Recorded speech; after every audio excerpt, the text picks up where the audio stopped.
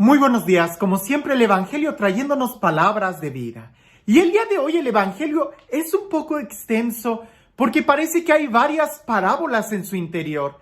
Y es precisamente en los detalles donde nosotros podemos descubrir qué es lo que Dios quiere decirnos a cada uno de nosotros. Esta parábola, que está un poco extensa, en el principio nos da el por qué Jesús la dijo. Resulta que las personas tenían expectación de que el reino de Dios llegara ya a manifestarse en cualquier momento. Y ya Jesús había explicado en otros momentos que el reino de Dios ya está entre nosotros, que está al alcance de nuestra mano, que más bien nosotros somos los que debemos decidir vivir en él y no estar esperando que se nos imponga de fuera. Parece, y lo es, que depende mucho de nosotros, de la visión que nosotros tengamos del reino de Dios para vivirlo o no vivirlo. Si estamos esperando algo y resulta que ya lo tenemos, pues seguirás esperando sin disfrutar lo que ya tienes. Ahora, esta parábola no solo se trata del reino de Dios, sino que también pudiéramos nosotros trasladarlo a ver qué es lo que nosotros creemos de Dios. Porque también la imagen que nosotros tengamos de Dios va a afectar en mucho, no solamente nuestra relación con Él, sino nuestro diario vivir. Y en esta parábola, que como les digo, pareciese que hay varias parábolas adentro de ella, nos va a ir hablando de la actitud, de la acción y de la forma de vivir que cada uno tiene frente a Dios. Él no cambia. Él no hace distinción de personas, nos dirá Santiago. Él es el mismo. Somos nosotros los que cambiamos o los que hacemos la distinción, incluso cuando estamos frente a Él. Resulta que la parábola, no la leo, está un poco extensa, la vas a escuchar tú en la misa.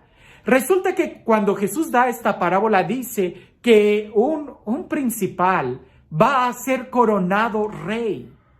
Y él, antes de ir a su coronación, reúne junto a él a sus compatriotas, a sus siervos, y les va a confiar a cada uno de ellos unos talentos, unas monedas, para que a su regreso él vea cómo las trabajaron. Cuando él va, resulta que hay un grupo de ciudadanos que, como lo odian, van a ir atrás de él para tratar de impedir que él sea coronado rey. Él regresa y primero empieza a llamar a aquellos a los que él les confió.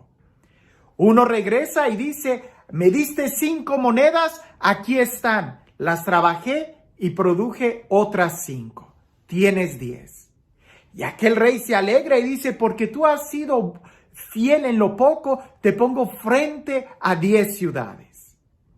Llega otro que dice: me diste tantas, produje tantas. Él también se alegra y dice: ánimo, te pongo delante de tantas ciudades. Pero regresa el último y dice: tú me diste una moneda, y yo sé que tú eres un juez severo, que cosechas donde no has sembrado y reclamas incluso lo que no es tuyo. Tuve miedo. Por eso la oculté en mi pañuelo y te la entrego. Aquí está, es tuya. Y aquel rey se molesta y dice: por tus palabras te condeno.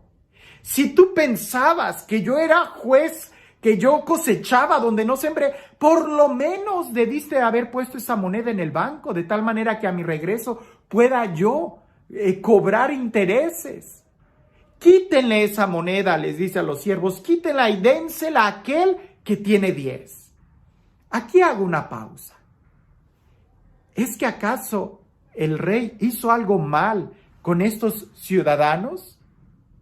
Él les confió, él les dio, lo que quiere decir que él era bueno y que él era igual.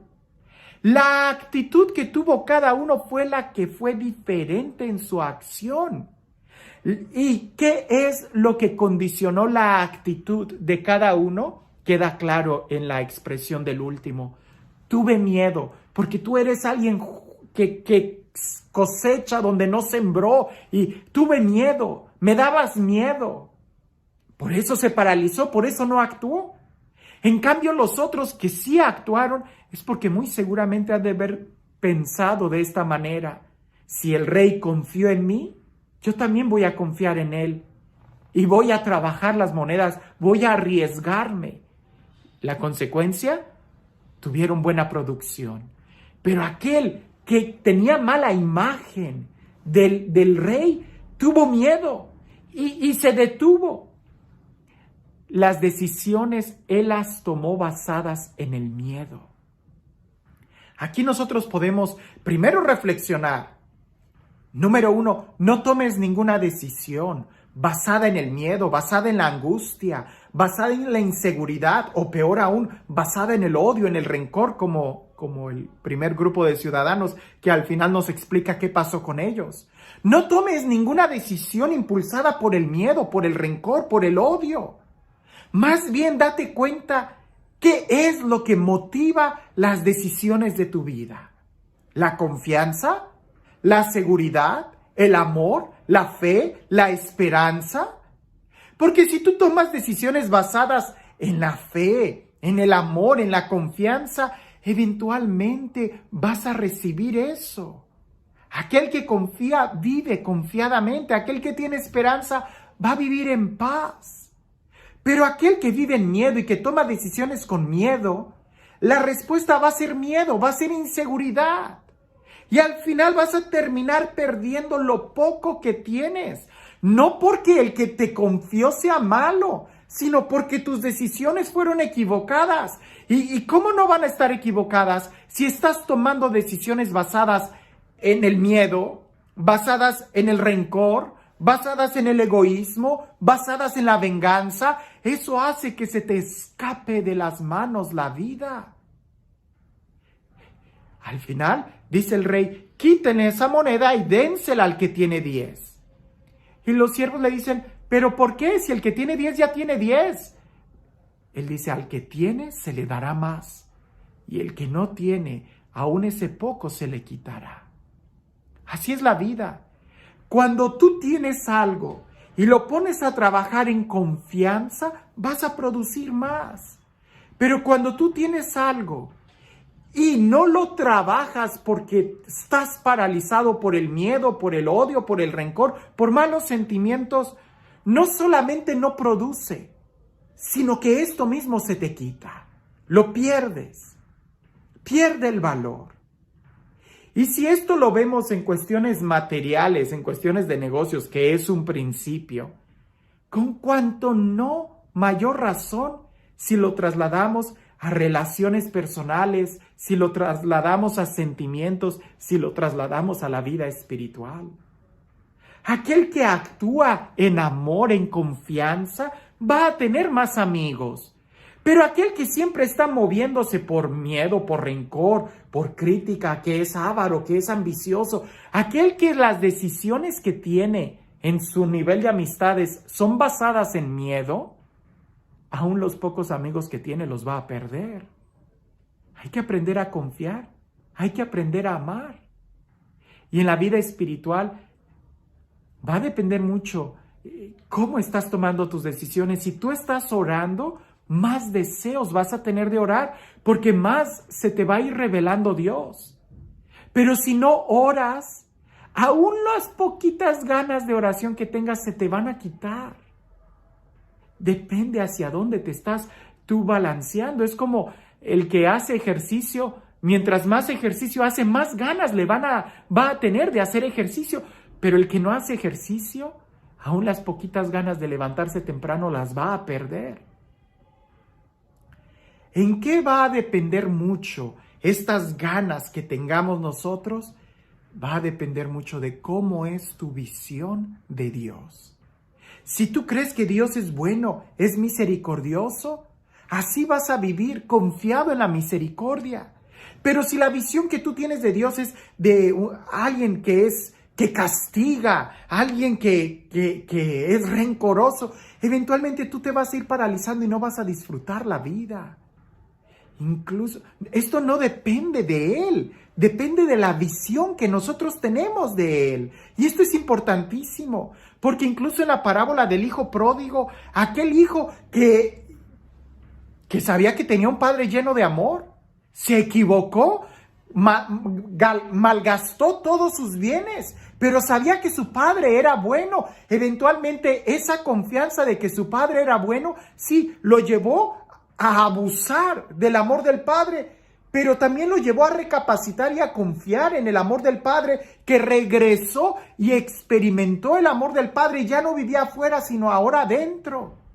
En cambio, el otro hijo, que creía que su padre era justo e incluso injusto, porque al final recibió a aquel hijo y él terminó creyéndose más justo que el padre, parece que no entró a disfrutar del banquete. Ahora, en la parábola del día de hoy, termina diciendo: y aquellos que no querían que yo fuera rey, tráiganlos y mátenlos delante de mí.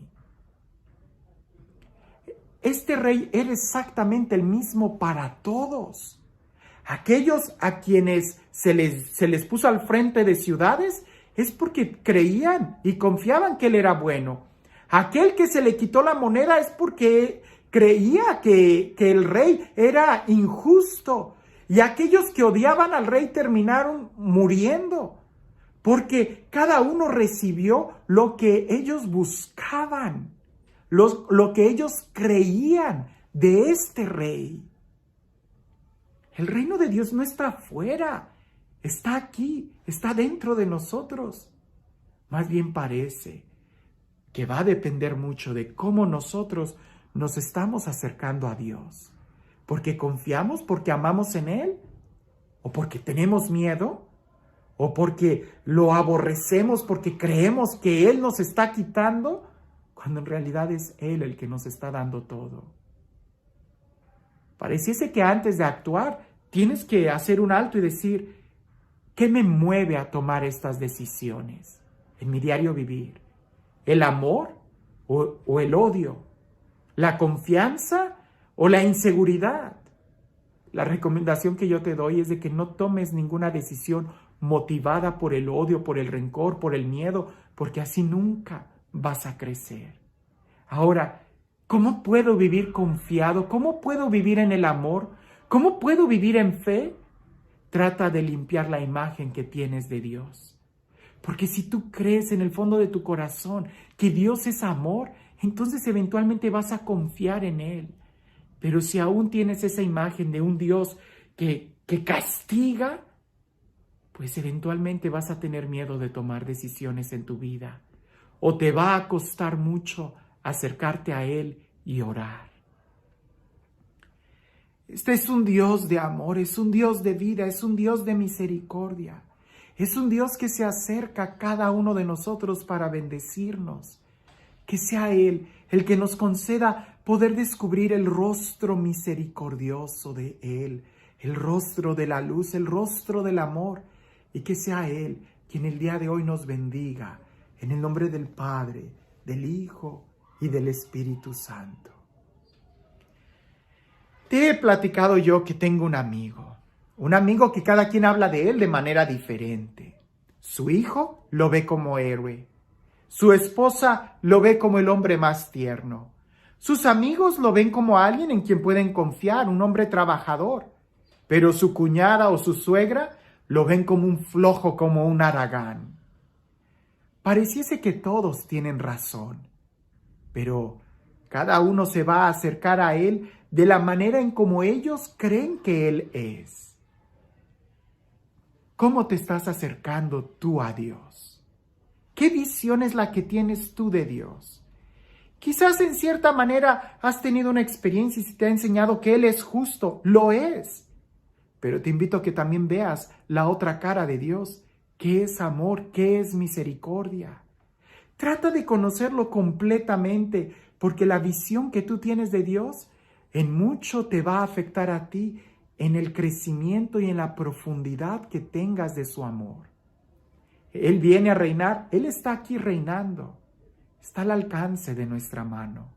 ¿Qué necesitas tú para brincar y vivir en el reino de Dios? Que tengas un excelente día.